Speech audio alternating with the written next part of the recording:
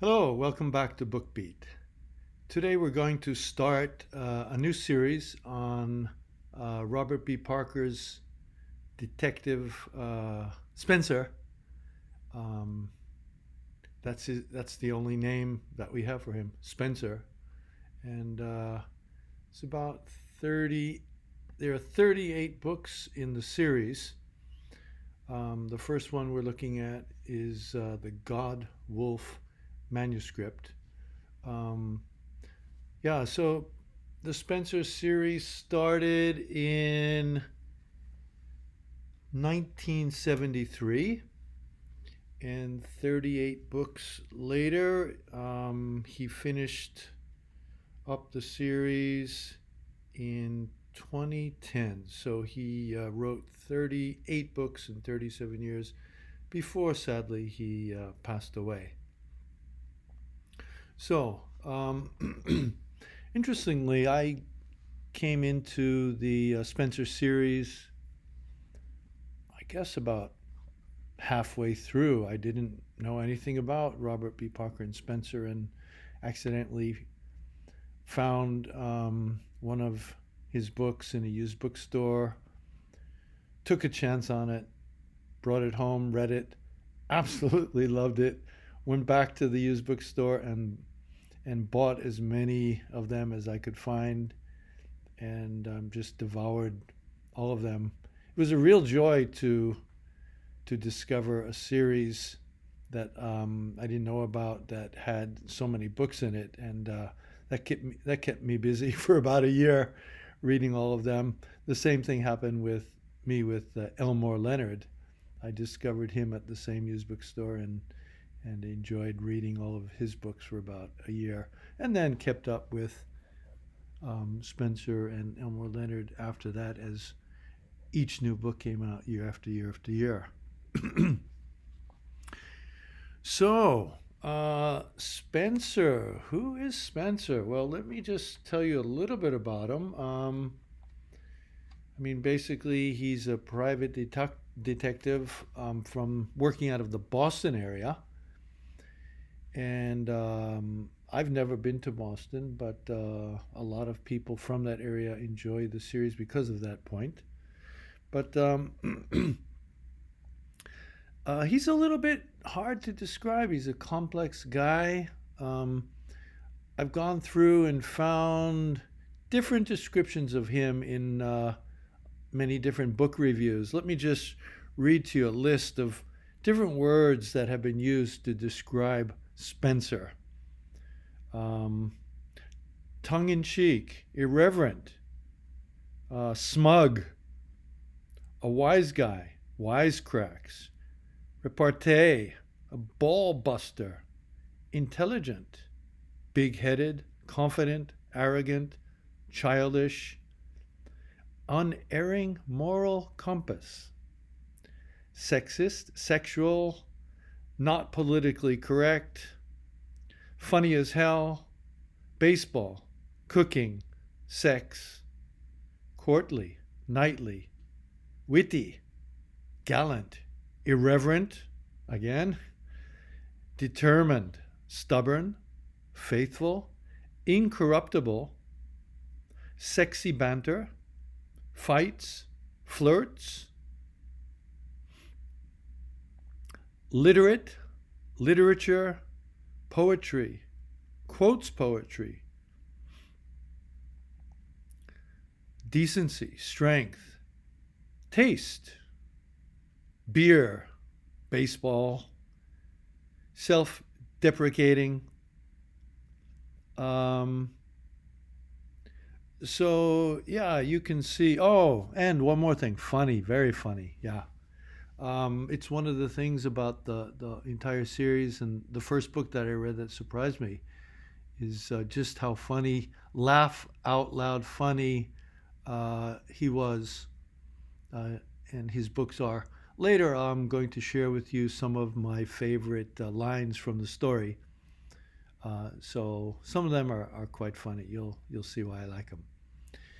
Okay, so the Godwulf Manuscript. Well, what is it about?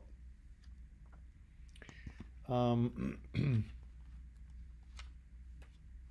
just checking my notes here. Yeah, basically, okay, this is a little bit of a guide I've put together that'll kind of help us go through this book as well as other books in BookBeat. So we join Spenser. He's at the in the president's room of, I think it's Boston University, and he is being asked to find a medieval manuscript that was stolen from the Boston University Library, a very old manuscript. And so Spenser starts looking into that. One of the radical groups on campus is suspected. Eventually, one of the radical professors is suspected. And meanwhile, one of the key suspects from the radical group is killed. And Spenser gets a call from that radical's girlfriend, who Spenser has talked to before. And she asks him, she says, I'm in trouble, come and help me. And Spenser gets there, finds the girl with the dead boyfriend. And so from there, it starts to go in a little bit of a different direction because the manuscript is returned. And meanwhile, the new direction is drugs. And that's eventually how the story ends and what the story is about. So, not so much the manuscript itself, but drug dealings and gangsters all involved in drugs on the campus there at Boston University.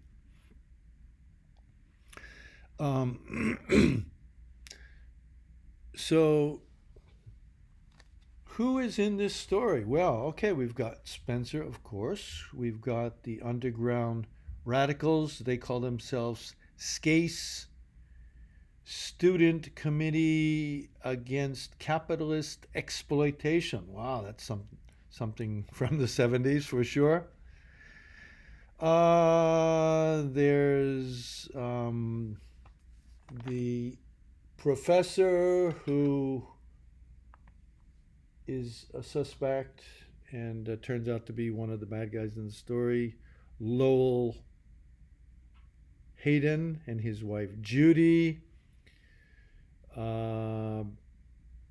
We've got the Boston mob involved here. Joe Braz, he is a character that comes into stories in the future. We'll meet him again.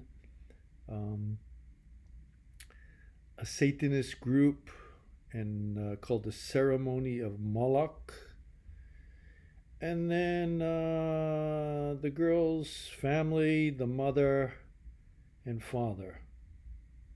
We also meet Quirk and Belson of the Boston PD. At the start of the series here, Quirk is still just a lieutenant, Belson's a sergeant, and they are in many future Spenser books. They don't really get along with Spenser at the beginning, and actually they never really do, but they respect each other. They know they're both professionals, and it's a nice relationship that we follow. So those are the main characters in the story, and then where does it take place? Mainly Boston. This whole story is Boston. We've got Boston, we've got Cambridge. I've never been to Boston, but and these names don't really mean much to me, but they might to you. So I'll just mention Boston University, Marlborough Street, where Spenser has his offices at the beginning of the series. He says just 2 blocks from the public garden. We go out to the rich person's neighborhood of West Newton Hill, if that means anything to you. We've got the Charles River in the story, the Mass Avenue Bridge, the Fenway. I assume that's where Fenway Park is located. Marblehead, Copley Plaza, different places in Boston. So, yeah, it's an interesting story, and as I mentioned, I came into this kind of in the middle of the series, so there were some real surprises here. Um, as I mentioned, one thing that surprised me from the beginning is just how funny uh, the book was. Um, Yet at the same time, well, maybe at the same time, Spenser does not suffer fools lightly, no matter who they are, whether they're university professors or super rich business people or politicians. He just doesn't care. And that's evident from the very beginning pages of this book. I'm going to read you a few lines from that in a minute. Um, the writing is really good. I remember reading a review, an interview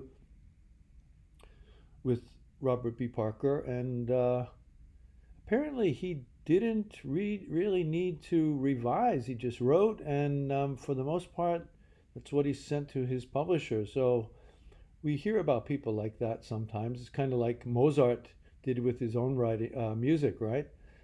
He was that good of a writer. He knew what he wanted to say. He knew how to say it, and the words just flew off the page. So things that surprised me, like I said, okay, I started kind of in the middle of the series.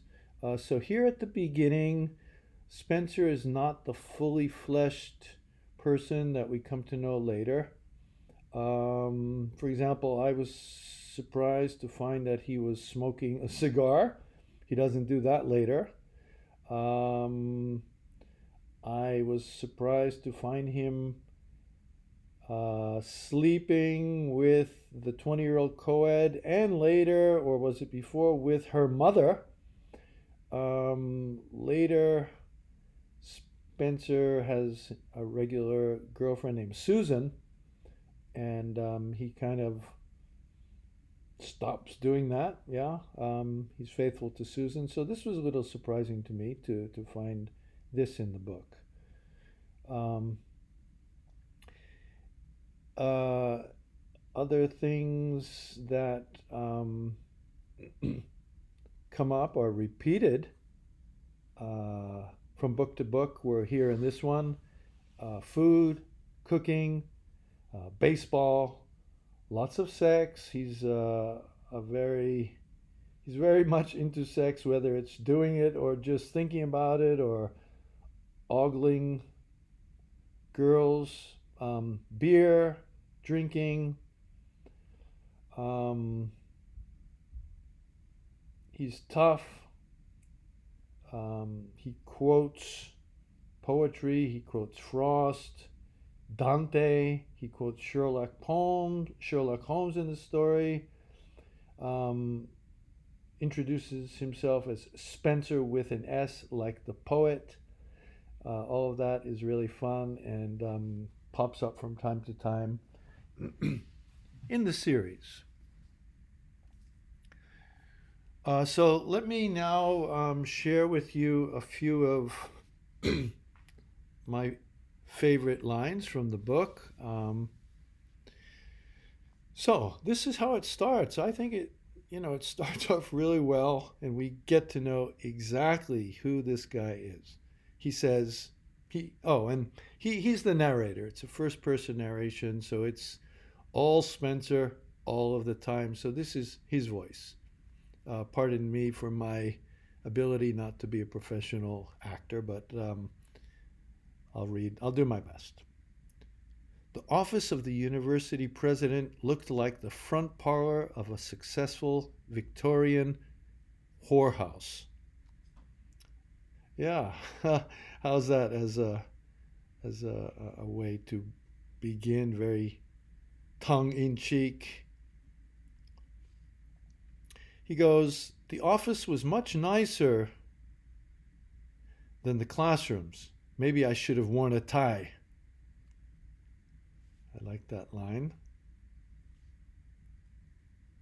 And here we go.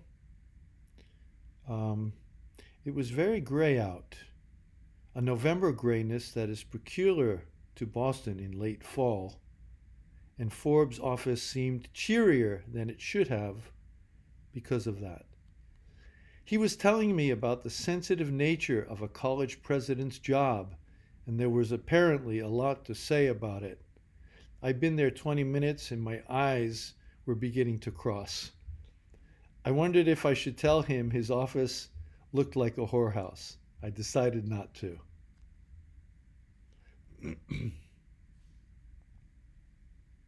Okay, and it continues. "It is a matter of the utmost delicacy, Mr. Spenser." He was looking at himself in the glass again. "Requiring restraint, sensitivity, circumspection, and a high degree of professionalism. I don't know the kind of people who usually employ you, but—" I interrupted him. "Look, Dr. Forbes, I went to college once. I don't wear my hat indoors. And if a clue comes along and bites me on the ankle, I grab it. I am not, however, an Oxford Don. I'm a private detective. Is there something you'd like me to detect, or are you just polishing up your elocution for next year's commencement?" Forbes inhaled deeply and let the air out slowly through his nose. "District Attorney Frail told us you were somewhat overfond of your own wit." That's something that comes up again and again, that reaction to Spenser's irreverency and his humor. "We've been told that you think you're funny, yeah."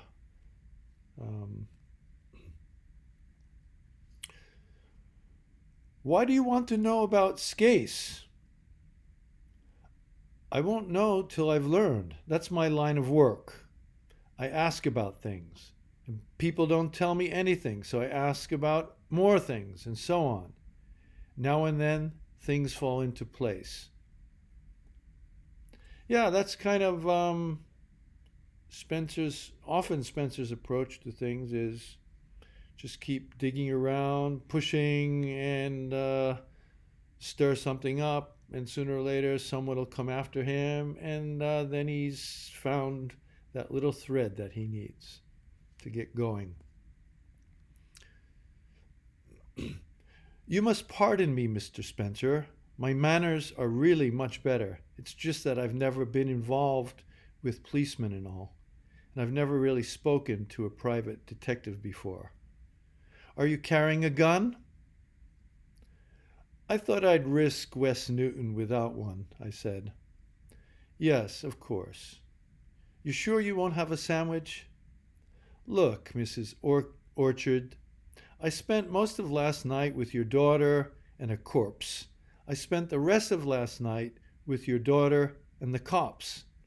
The last I knew, she was in jail for murder. Your husband says she's home.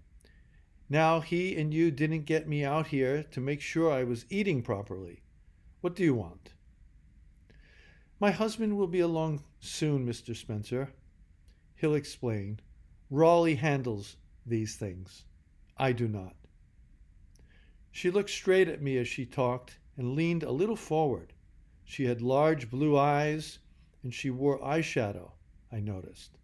I bet the eyes got her a lot that she wanted, especially when she looked right at you and leaned a little forward as she talked. She turned a little on the couch and tucked one leg under the other, and I got the long line of her thigh and the jut of her sharp breasts.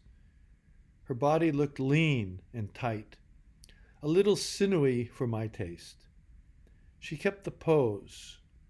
I wondered if I was supposed to bark. She picked up the book. "Do you read much, Mr. Spenser?" "Yeah," I said. "Do you enjoy Miss Oates?" "No." "Oh, really? Why on earth not? I'm probably insensitive, I said. Oh, I don't think so, Mr. Spenser. Okay, let me get you another one. Give you a feel what Spenser's all about.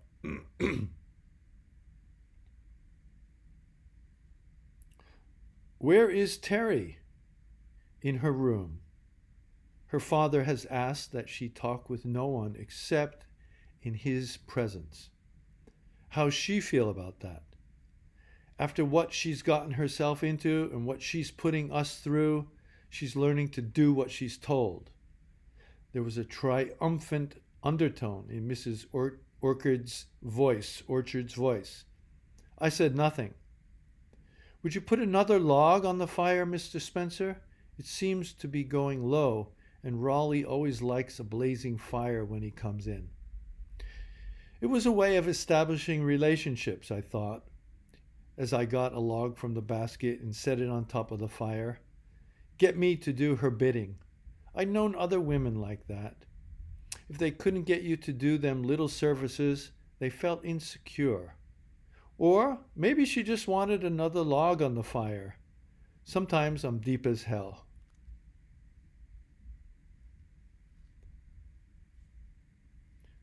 Okay.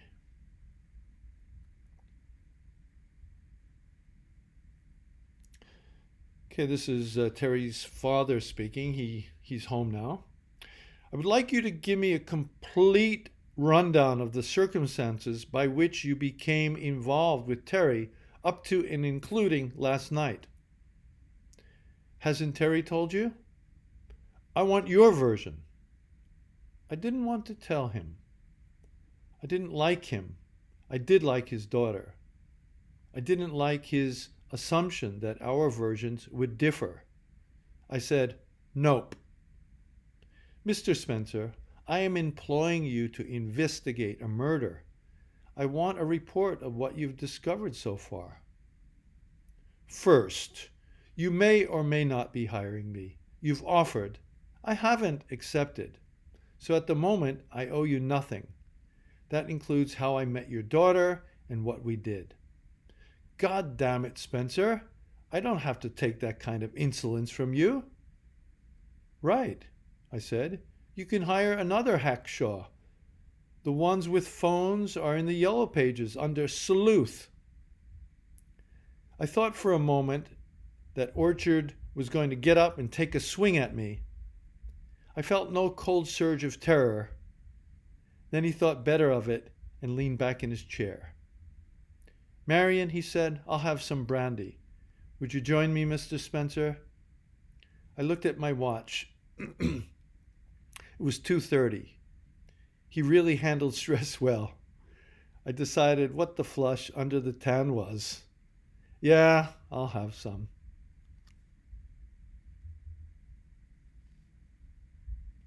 So that's, we can see how Spenser basically deals with university presidents, rich, rich businessmen.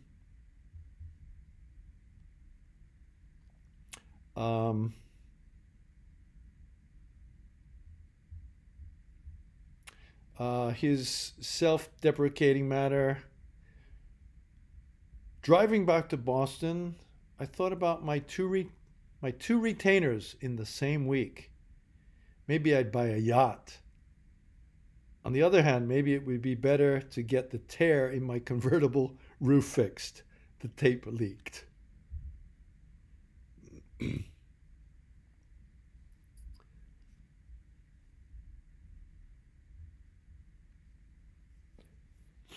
A black woman who works in one of the offices there. Oh, at the student newspaper. Baby, I'm fat, black, widowed, pushing 30, and got 4 kids. I don't need no additional problems. But she could think it happened. Got any reason for thinking she's not guilty? I like her. All right, she said. That's cool. So what do you know? Not a hell of a lot. The kid Powell was a jerk, sulky, foolish, on an ego trip. Terry, I don't know. I've been in classes with her. She's bright, but she's screwed up. Jesus, they're so miserable, those kids. Always so goddamn unhappy about racism and sexism and imperialism and militarism and capitalism. Man, I grew up in a tar paper house in Fayette, Mississippi with 10 other kids. We were trying to stay alive. We didn't have time to be that goddamned unhappy.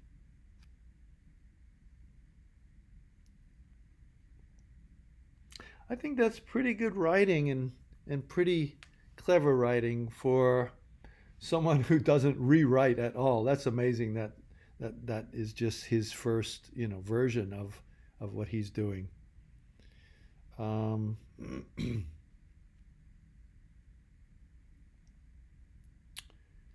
the missing manuscript and the murder were two parts of the same thing, and if I found out anything about one, I'd know something about the other.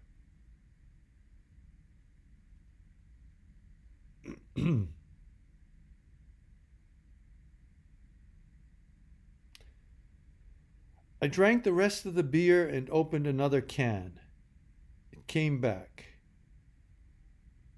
It came back means he remembers something that he couldn't remember. It came back. Terry was up early for her Chaucer course the day Dennis had been telling some professor on the phone to cut his class. I looked at my face reflected in the window over the sink. You've still got all the moves, kid, I said. But what did it give me? Nothing much. Just a little coincidence. Okay, so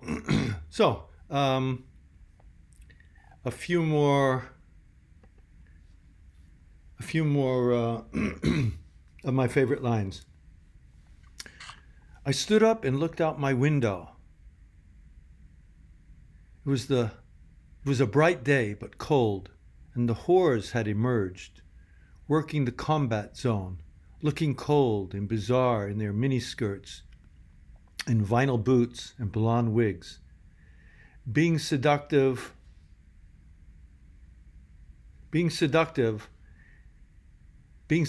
at 20 degrees was heavy going, I thought. Being horny at 20 degrees wasn't all that easy either. Things were slow for the whores.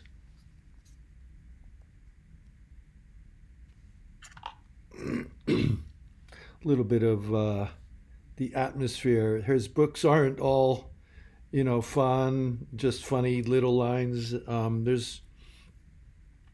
There's a darkness to things. There's danger. They're really cruel, dangerous people, and it's interesting to see his thoughts on all of this and how he deals with it all too. I don't do piecework, Tower. I take hold of one end of the thread and I keep pulling it until it's all unraveled. You hired me to find out where the manuscript went. You didn't hire me to run errands. The retainer does not include your telling me how to do my job. You'll stay the hell away from Hayden or you'll be off this campus to stay. I got you hired for this job. I can get you canned just as easy. Do that, I said, and walked out. When you have two retainers, you get smug and feisty. Spenser definitely does not like people telling him what to do.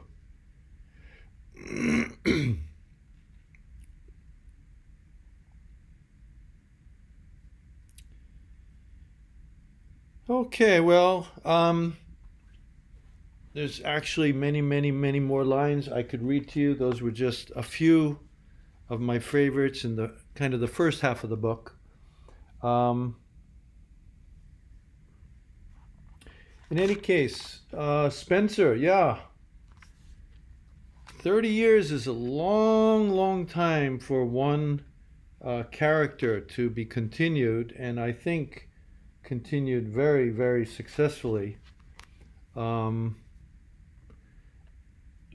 mentioned that Spenser outlasted Archer, Lou Archer, Sam Spade, and Philip Marlowe. All of them put together. His series lasted then. All of those three very famous detectives, literary detectives, all put together. So, again, thanks for joining me today in the first of the series, the Godwulf Manuscript. I think you'll really enjoy it, and I think you'll enjoy the entire Spenser series. Come back and join me again. Thanks a lot.